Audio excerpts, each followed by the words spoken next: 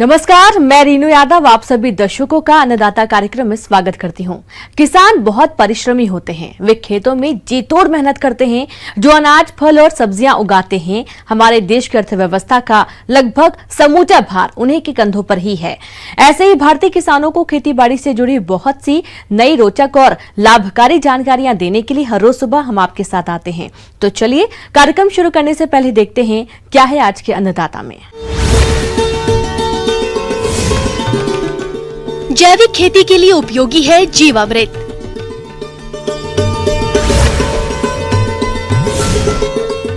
धान रोपाई मशीन की उपयोगिता और विशेषताएं।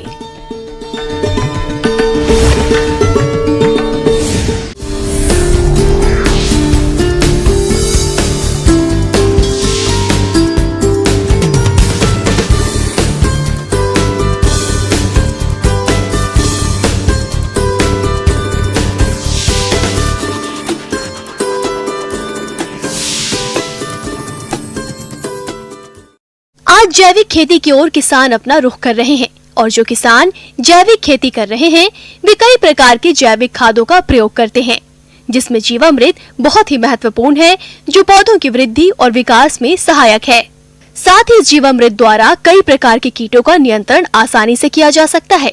इन्हीं सभी लाभों को देखते हुए आज हम आपको मिलवा रहे हैं गाँव इटावा भोपची, जिला जयपुर के किसान जगदीश प्रसाद से, जो जीवामृत बनाकर फसलों में उपयोग कर रहे हैं। तो आइए जानते हैं इनके अनुभव को।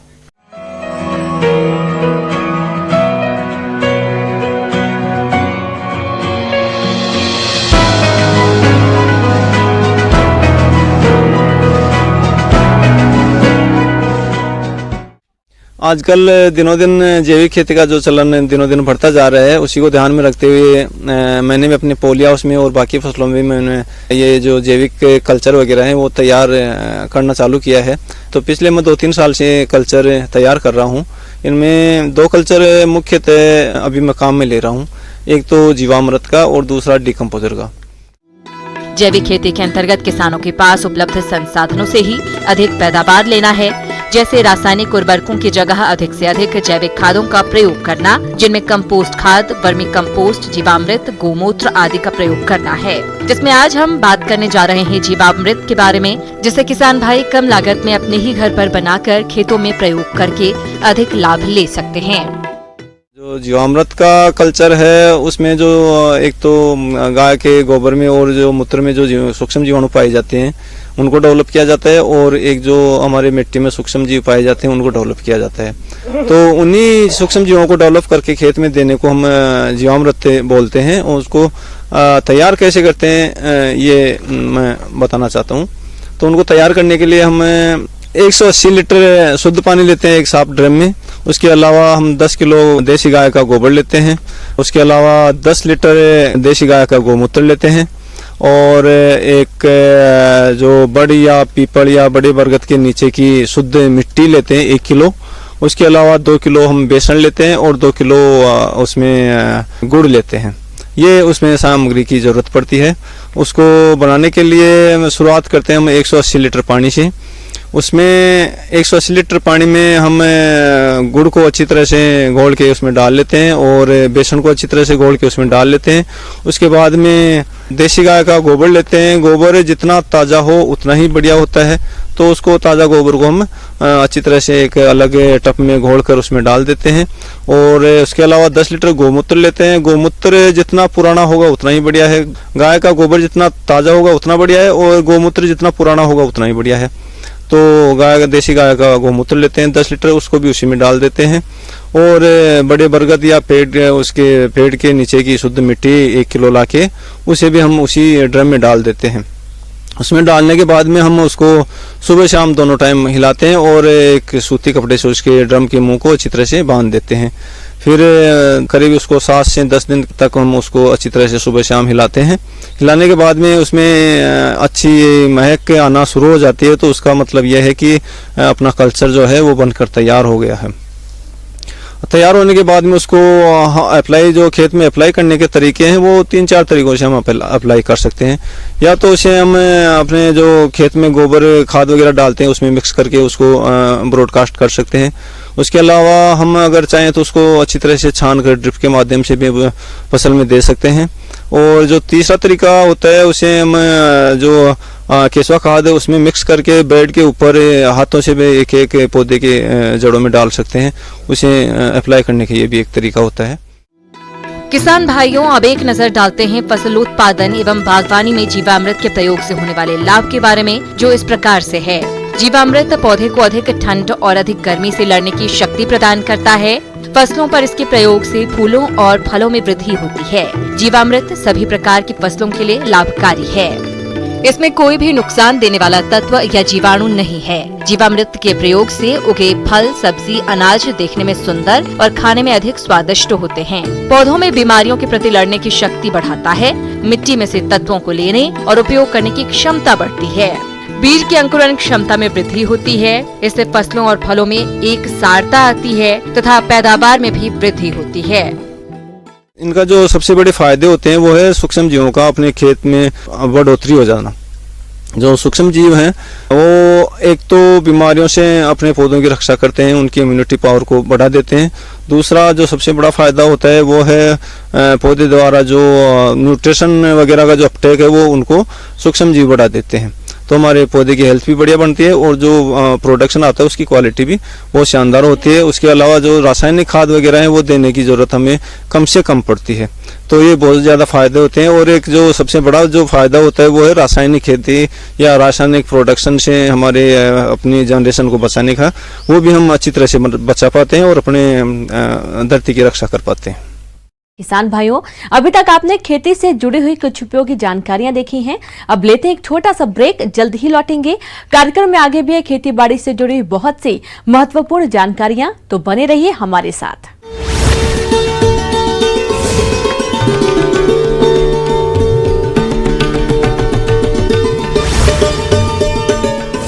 जो प्रदर्शन कांग्रेस ने किया है उसको नाटक नौटंकी बताया है। क्या 1200 plus reporters, 66.9 crore viewers, India's largest news network, News 18 Network.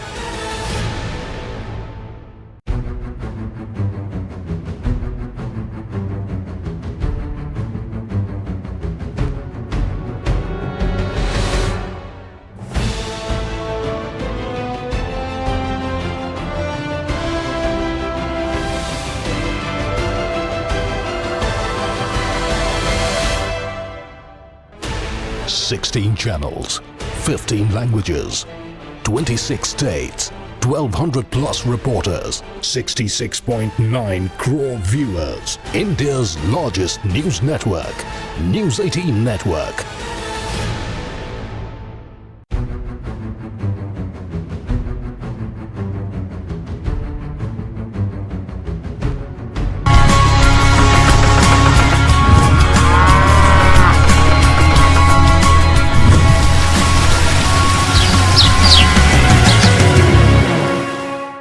Break के बाद आप सभी दर्शकों का अन्नदाता में स्वागत है। चलिए अब रुख करते हैं अगली कड़ी की ओर।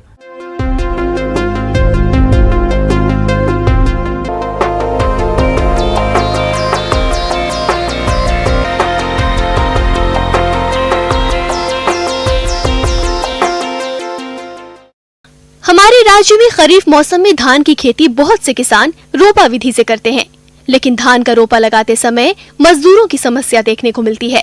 अगर किसान धान रोपाई यंत्र का उपयोग करें तो इस समस्या से बच सकते हैं। तो धान रोपाई यंत्र किस तरह कार्य करता है और इसकी क्या विशेषताएं हैं, इस बारे में जानकारी दे रही हैं कृषि अभियंता निधि कुमारी।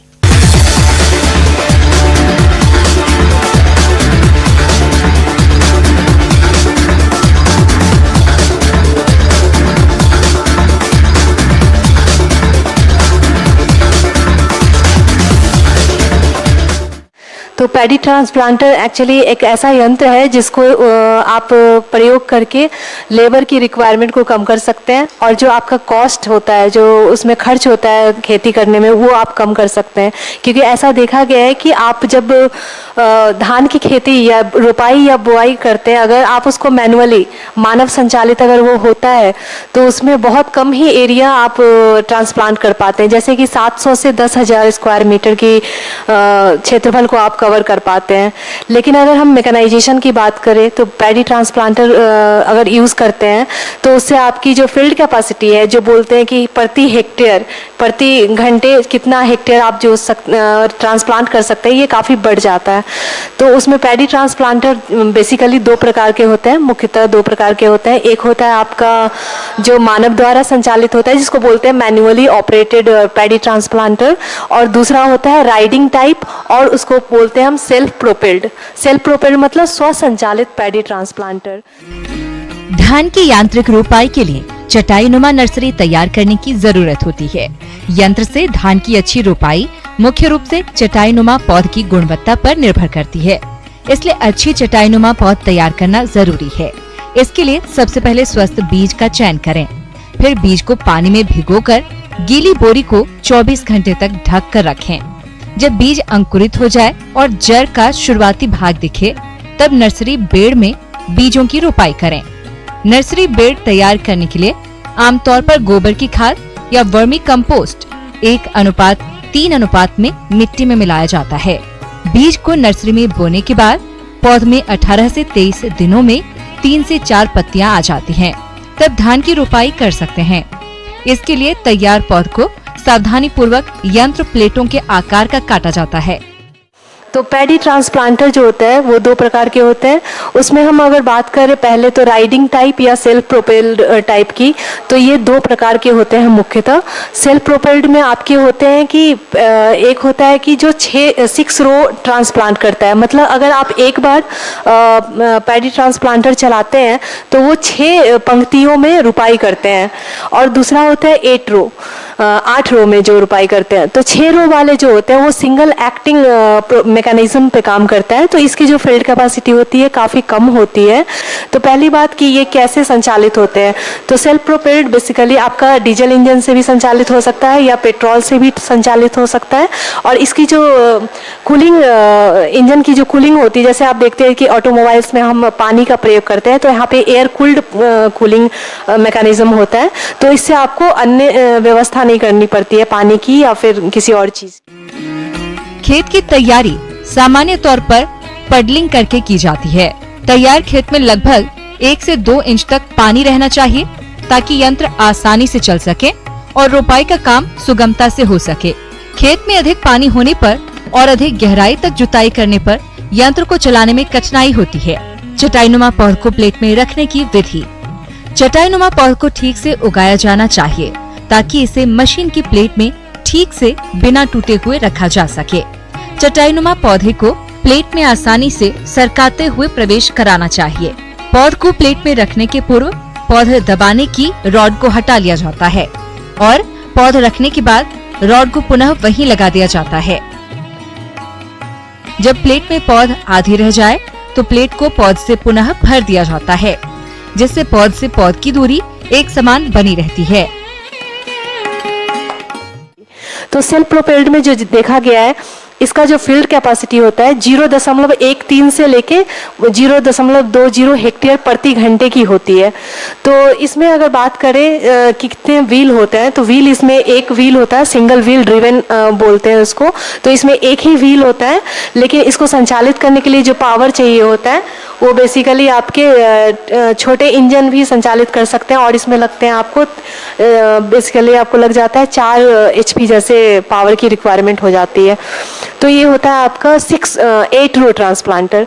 लेकिन अब दूसरी वाले सेल्फ प्रोपेल्ड की बात करें तो दूसरा एक आता है जिसको बोलते हैं 8 रो ट्रांसप्लांटर। तो इसमें क्या होता है कि 12 HP की इंजन होती है, स्वसंचालित इंजन होती है। तो इसका जो फील्ड कैपेसिटी होता है जो पहले वाले 8 रो से वो ज़्यादा होती है। इसमें एनर्जी एनर्जी की खपत भी ज़्यादा होती है बेसिकली। तो अगर हम बात करें इसमें रो टू रो स्पेसिंग कितनी होती है, मतलब प्लांट से पौधे के बीच की स्पेसिंग कितनी होती है, तो ये 30 सेंटीमीटर जैसे होती है और एडजस्टेबल भी होता है ये। अगर बात करें दूसरे ट्रांसप्लांटर की, तो एक होती है मैनुअली ट्रांसप्लांटिंग, जिसको बोलते हैं कि walking type, walk behind transplanter. मतलब आप देखते होंगे कि ट्रांसप्लांटर का जो ट्रे होता है वो आगे लगा होता है, तो ये भी एयर कूल टाइप होता है और इसमें कोई कुछ भी ऐसा नहीं है कि पावर की रिक्वायरमेंट होती है। इसमें हाथ से संचालित होती है और उसमें बेल्ट और पुल्ली से वो जो सीडलिंग जो मैट टाइप तैयार करते हैं नर्सरी, उसको हम ट्रे पे रखते हैं और वो जैसे 2 फिंगर के बीच में एक सीडलिंग कैसे वो गिरता है, वैसे वो जमीन पे गिरता है और अपने कुछ डेप्थ पे 25 से 35 सेंटीमीटर डेप्थ पे वो धंस जाता है मिट्टी के अंदर। तो ये जनरली क्या होता है, जो पडल कदवा किया हुआ जो जमीन होता है उसमें हम करते हैं, यूज़ करते हैं। तो ये भी काफ़ी मतलब फेमस है हमारे फार्मर्स के बीच में। अगर आपकी लैंड होल्डिंग कम है तो आप मानव संचालित राइस ट्रांसप्लांटर पे भरोसा कर सकते हैं, उसको अपना सकते हैं। आगे और भी खेती बाड़ी से जुड़ी बहुत सी रोचक जानकारियां, पर यहाँ पर रुकेंगे एक और छोटे से ब्रेक के लिए। जल्द हाजिर होते हैं।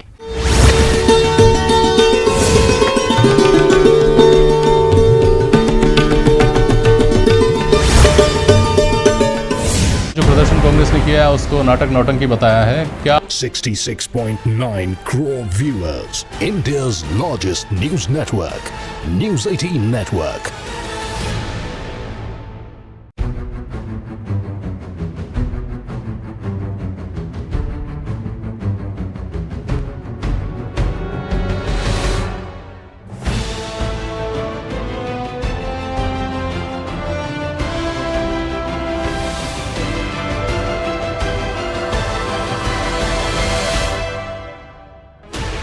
Sixteen channels, 15 languages, 26 states, 1,200 plus reporters, 66.9 crore viewers, India's largest news network, News 18 Network.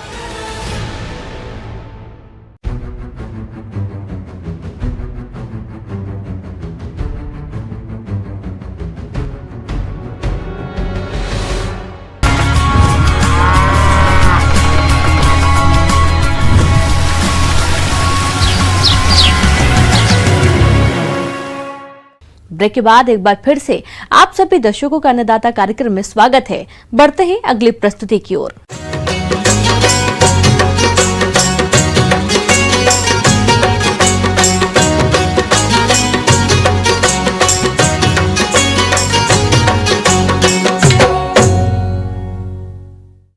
अपने राज्य में किसानों ने करेले की खेती की है, जिससे उन्हें अच्छा मुनाफा भी मिल रहा है। लेकिन इस फसल में कई प्रकार की समस्याएं आती हैं, जिनमें से एक है हानिकारक कीटों का प्रकोप। अक्सर किसान जानकारी के अभाव में इन कीटों की पहचान कर सही समय पर इनका रोकथाम नहीं कर पाते हैं, जिससे उन्हें लाभ की जगह घाटा होने लगता है। इसलिए करेले की फसल में इन कीटों की रोकथाम के लिए किन किन उपायों को अपनाएं, इस बारे में जानकारी दे रहे हैं कृषि वैज्ञानिक डॉक्टर प्रमोद गुप्ता।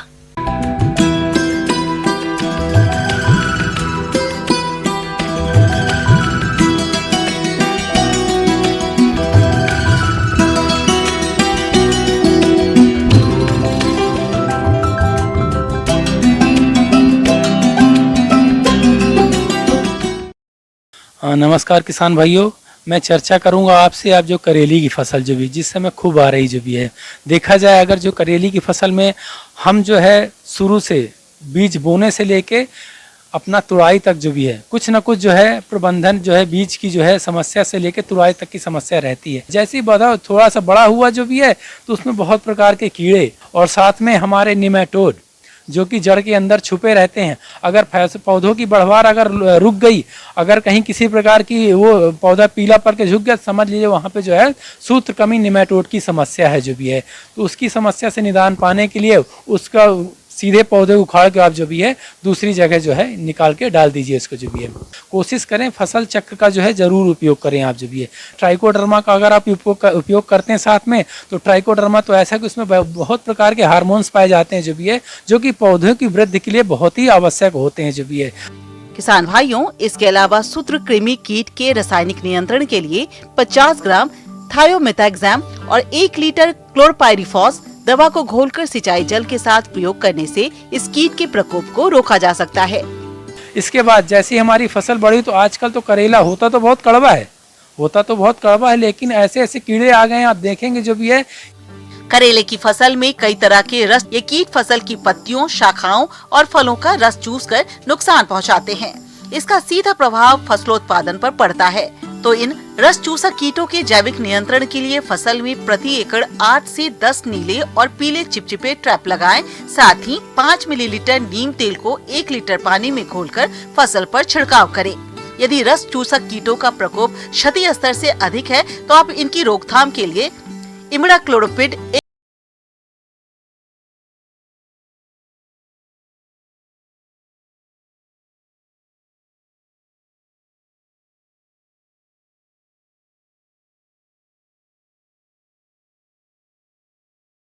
जब तुड़ाई होती तब जो पूरी फसल जो है खराब हो और मार्केट में वैल्यू पूरी खत्म। जैसे मार्केट में बेचने गए तो बस कोई खरीदेगा नहीं इसको, वो तो जीरो भाव गया, क्योंकि आज लोग को पसंद ही नहीं कर रहे। जब ये किसान भाइयों, करेला की फसल में फ्रूट बोरर की समस्या फल मक्खी कीट के कारण होती है।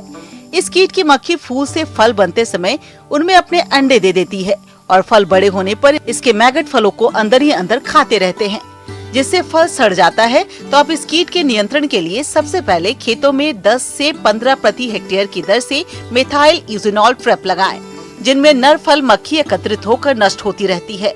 इसके रासायनिक नियंत्रण के लिए डाइक्लोरोवास दवा की 2 मिलीलीटर मात्रा का प्रति लीटर पानी के हिसाब से घोल बनाकर छिड़काव करें, जिससे इस कीट पर आसानी से नियंत्रण पाया जा सकता है।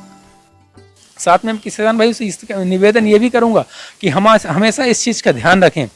फसल जो है तुड़ाई के पहले अगर आपने स्प्रे किया हुआ थोड़ा सा ड्यूरेशन जरूर रखें। अगर आपने स्प्रे किया किसी भी कीटनाशक का दवा का तो आप जो कम से कम 3 दिन का अंतराल रखें। लेकिन अगर आपने जैविक का उपयोग किया तो कोई दिक्कत नहीं। जैविक अगर आपने आज दवाई डाली है दूसरे दिन फसल तोड़ना चाहते हैं, कोई दुष्परिणाम नहीं जो भी है। किसान भाई, जो जानकारी मैंने दी आपके लिए हो सकता है बहुत ही सार्थक होगी जो भी है, तो जो निश्चित रूप से आपको फायदा होती है। इसी साथ में आपसे विदा लेता हूँ। नमस्कार।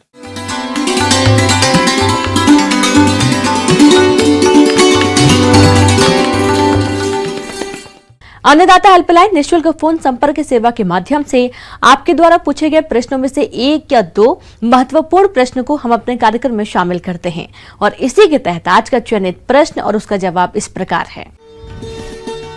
अन्नदाता निःशुल्क फोन संपर्क सेवा के माध्यम से पूछे गए प्रश्नों में से आज हमने जिस प्रश्न को कार्यक्रम में शामिल किया है उसे पूछा है ग्राम देवनगर, जिला जोधपुर के कृषक लल्लन सिंह ने। यह अरहर की उन्नत बुवाई तकनीक के बारे में संपूर्ण जानकारी चाहते हैं। तो लल्लन सिंह जी, आपकी जानकारी के लिए प्रस्तुत है कार्यक्रम का ये अंश।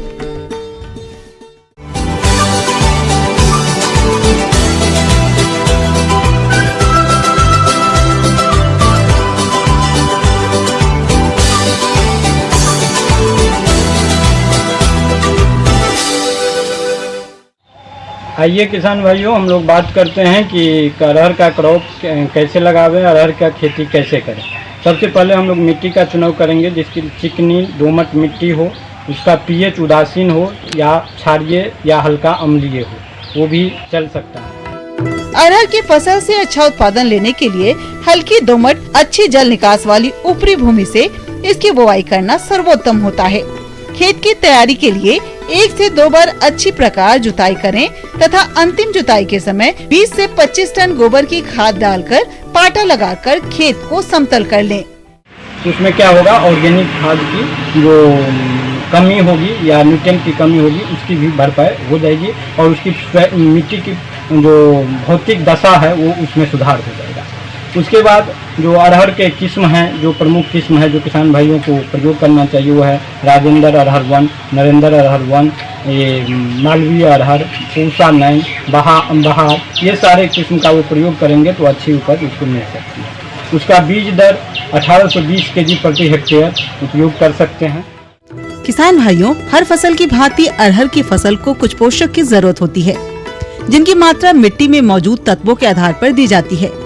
अगर आपने मिट्टी परीक्षण नहीं कराया है तो अरहर में 10 से 12 टन गोबर प्रति हेक्टेयर की दर से खेत की तैयारी के समय डालें। और बुवाई से पहले डीएपी 100 किलोग्राम प्रति हेक्टेयर की दर से खेत में बिखेर दें और बुवाई के 25 से 30 दिन के बाद 20 किलोग्राम यूरिया उपरिवेशन फसल पर करें। और बुआई से पहले बीज को अच्छे से उपचारित कर लेना चाहिए। उपचारित हेतु सबसे पहले उसको फफूंदनाशी से उपचारित, फफूंदनाशी में कार्बेंडाजिम, बेविस्टिन, कैप्टन, थीराम, ये सब फफूंदनाशी है जिससे उसको उपचारित करना जरूरी है।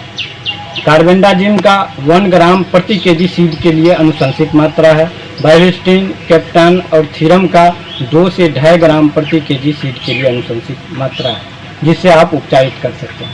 जब फफूंदनाशी से आप उपचारित कर लेते हैं सीड को, उसके बाद उसको राइजोबियम कल्चर तथा पीएसबी कल्चर में फास्फोरस फुलाने वाला जो जीवाणु है वो मार्केट में पीएसबी कल्चर के नाम से उपलब्ध है, उससे आप उपचारित करें। उससे उपचारित करने के बाद उसके सोइंग करें यानी बुआई करें, अरहर की पंक्तिबद्ध करें और 2 पंक्ति के बीच में 60 सेंटीमीटर की दूरी होना चाहिए और 2 पौधों के बीच में कम से कम 15 से 20 सेंटीमीटर की दूरी होना चाहिए। यदि आप देखते हैं जब जर्मिनेशन के बाद पौधा घना हो जा रहा है तो उसका थिनिंग कर दे मतलब एक ही पौधा रहने दे, बाकी पौधे को वहाँ से हटा दे, ताकि उसको प्रॉपर भोजन और मॉइस्चर लेने के लिए प्रॉपर स्पेस मिले, प्रॉपर स्पेस मेंटेन हो। तो ये चीज़ ध्यान रखना बहुत ज़रूरी है, उसको अच्छी उपज अच्छी पैदावार की। किसान भाइयों, बारिश का मौसम होने और खेत में नमी के चलते फसलों के बीच काफी खरपतवार उगाते हैं जो कि फसल को बाधित करते हैं। इसलिए इन खरपतवारों की रोकथाम आप कैसे करें, आइए जानते हैं। ये भी ध्यान रखना है कि खरपतवार भी ना आवे, खरपतवार की भी नियंत्रण जरूरी है। उसके लिए पेंडिमिथिलिन 30 EC कंसंट्रेशन का जो आता है उसको आप 3 लीटर प्रति हेक्टेयर की